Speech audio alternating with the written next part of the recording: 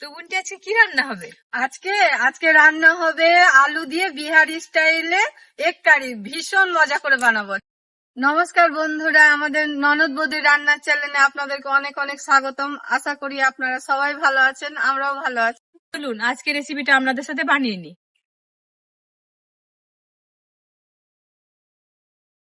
আমি উনানটা ধরিয়ে নিলাম। এবার আমি কড়াইতে জল নিয়েছি, এর মধ্যে আমি আলুটা কিছুক্ষণ সেদ্ধ করে নেব। বিহারি স্টাইলে আলু দিয়ে এক কারি বানানোর উপকরণে আমি নিয়েছি কাশ্মীরি লঙ্কা গুঁড়ি, গুঁড়ো গরম মশলা, গোটা ধনে, রাঁধুনি, পাঁচফোড়ন, গোটা জিরে, লবণ, হলুদ, সর্ষের তেল, ধনেপাতা কুচি, পেঁয়াজ কুচি, রসুনটা আমি ছাড়িয়ে নিয়েছি, গোটাও রেখেছি। এখানে দারচিনি, লবঙ্গ, এলাচ, এক টুকরো জায়ত্রী, শুকনো লঙ্কা, তেজপাতা, আদা, কাঁচা লঙ্কা, দুটো টমেটো নিয়েছি। আর এখানে 8টা ডিম নিয়ে নিয়েছি। এখানে আমি গোটা জিরে আর ধনে নিয়েছি, দুটো আমি একসাথে বেটে নেবো।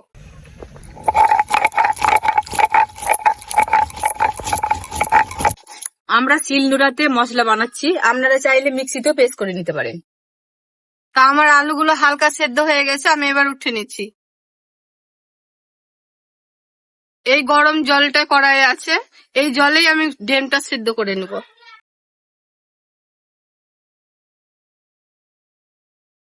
ধনে আর জিরাটা আমার ভালোভাবে বাটা হয়ে গেছে, আমি তুলে নিচ্ছি।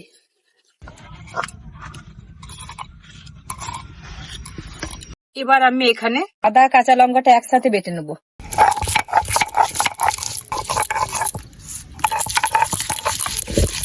আদা কাঁচা লঙ্কাটা আমার ভালোভাবে বাটা হয়ে গেছে, আমি উঠিয়ে নিচ্ছি।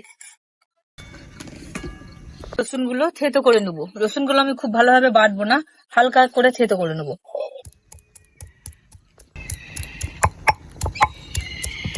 তো বন্ধুরা, আমার ডিমগুলো সেদ্ধ হয়ে গেছে। আর কিভাবে বুঝবেন আপনারা যে ডিমটা সেদ্ধ হয়ে গেছে? ডিম যখন ফেটে যাবে তখন জানতে হবে যে ডিমটা সেদ্ধ হয়ে গেছে। রসুনটা আমার খুব ভালোভাবে থেতো করা হয়ে গেছে, এবার আমি রসুনটা তুলে নেবো। রসুনটা থেতো করবেন, একদম কিন্তু বেটে নেবেন না।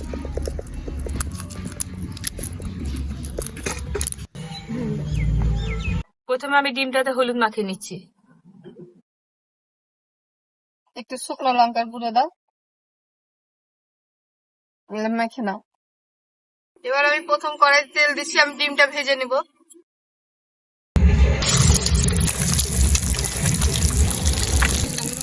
আমার ডিমটা ভাজা হয়ে গেছে, আমি এবার উঠে নিচ্ছি। এবার আমি আলুটা ভেজে নিব লাল করে। আমার আলুটা লাল করে ভাজা হয়ে গেছে, এবার আমি উঠিয়ে নেব। আমি আবারও কড়াইতে তেল দিয়ে দিলাম, আমি তেলে তেজপাতা দিচ্ছি।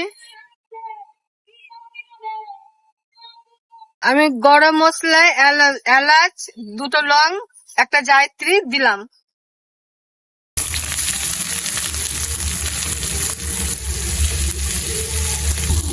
আর পেঁয়াজটা হালকা লাল করে ভাজবো। আমি এই তেলের মধ্যে শুকনো লঙ্কা দুটো দিয়ে দিলাম। আর পেঁয়াজটা হালকা লাল করে ভাজা হয়ে গেছে, এবার আমি মশলাগুলো দিয়ে দিব। আমি বাটা মশলাটা দিয়ে দিলাম, বাটাটাও দিয়ে দিলাম, রসুন খেতো। এবার আমি পরিমাণ 1 চামচ হলুদ দিচ্ছি।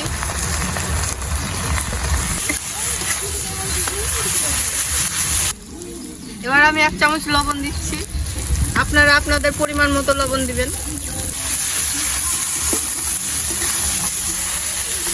এবার আমি গোটা রসুন দুটো দিয়ে দিচ্ছি আর মশলা দিয়ে কষিয়ে নিব।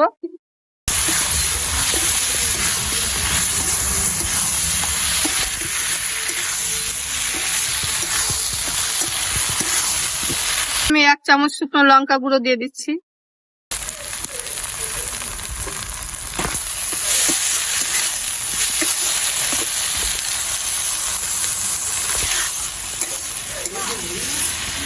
অনেকে রসুন খেতে ভালোবাসে, তার জন্য আমি গোটা রসুন দুটো দিলাম। 2-3 বার আমি মশলাটা ঢাকা দিয়ে দিয়ে কষিয়ে নিব।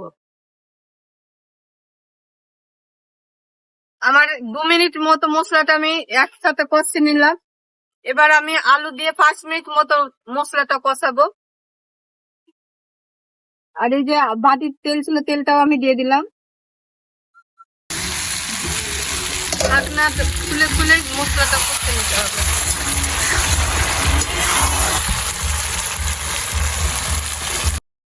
আমার মশলাটা 1 মিনিট মতন কষানো হয়ে গেছে। আমি কিছুক্ষণ পর পর এইভাবে কষিয়ে নিব। যখন তেল আলাদা হয়ে যাবে মশলা থেকে,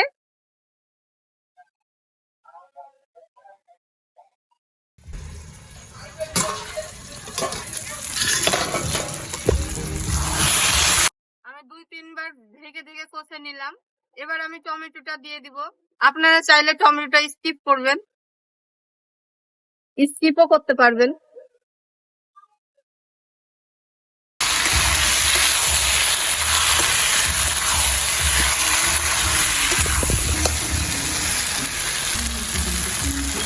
মশলাটা এমন লাগছে মনে হচ্ছে মাংস চিকেন কষার মতো মিশিয়ে না।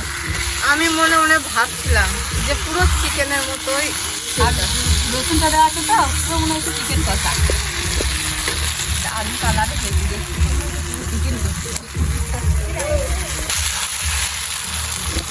তো এরা বলছে। আমি ধিমি আছে মশলাটা মোট 15 মিনিট মতো আমি কষিয়ে নিলাম। তো দেখুন বন্ধুরা, আমার মশলা সুন্দরভাবে কষানো হয়ে গেছে। এবার আমি পরিমাণ মতো জল দিয়ে দিচ্ছি। এক এক করে ডিমগুলোকে আমি কেটে নিব অল্প অল্প করে।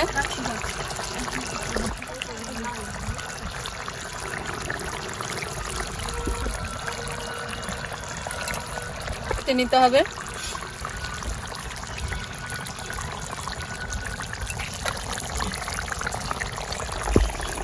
এবার আমি ডিমগুলো দিয়ে দিচ্ছি।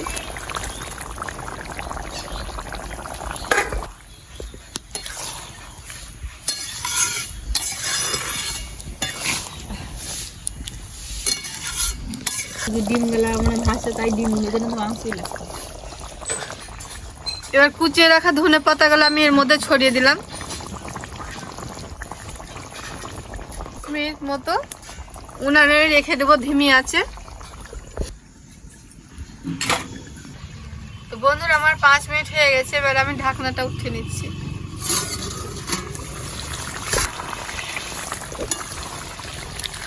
সব শেষে আমি গুঁড়ো গরম মশলা দিয়ে এবার নামিয়ে নেব।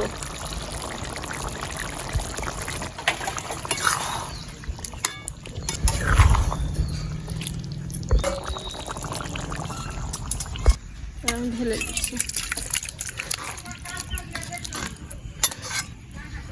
মশলা।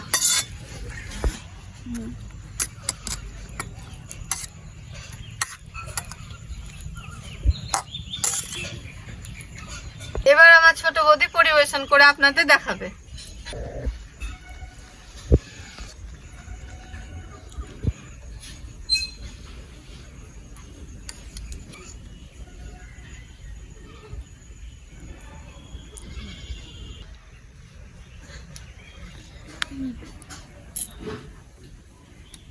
আমাদের ভিডিওটি যদি আপনাদের ভালো লেগে থাকে লাইক কমেন্ট শেয়ার করুন।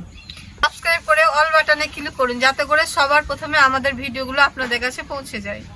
আবার আসবো পরে ভিডিও নিয়ে। আপনারা ভালো থাকুন, সুস্থ থাকুন, আর আমাদের ভিডিওগুলি দেখতে থাকুন।